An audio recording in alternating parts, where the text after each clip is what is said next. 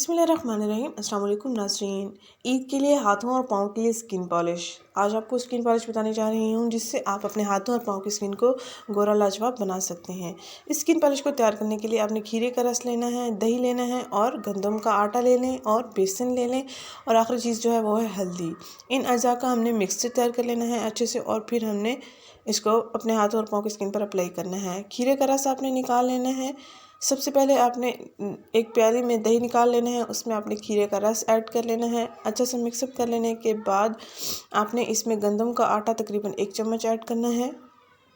2 चुटकी बराबर आपने इसमें हल्दी ऐड करना है और 1 चम्मच आपने बेसन का आटा इसमें ऐड करना है।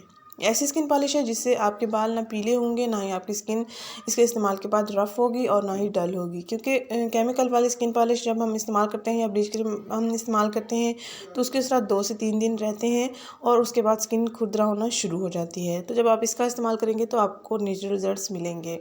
आप चाहें तो हफ्ते में 2 से 3 दिन भी इसका इस्तेमाल कर सकते हैं और अगर आपके हाथ और पाँव की स्किन बहुत ही ज़्यादा ख़राब है तो आप डेली भी इस्तेमाल कर सकते हैं। ईद तक आपके हाथों और पाँव की स्किन जो है बहुत अच्छी हो जाएगी।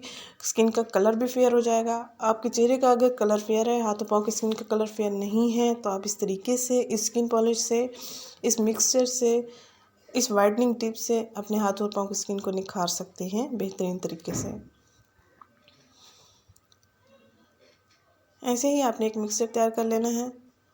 खीरे का ये तमाम इंग्रेडिएंट्स जो इसमें मैंने ऐड किए हैं बहुत ही अच्छे हैं स्किन के लिए, स्किन को नेचुरली ग्लोइंग बनाते हैं।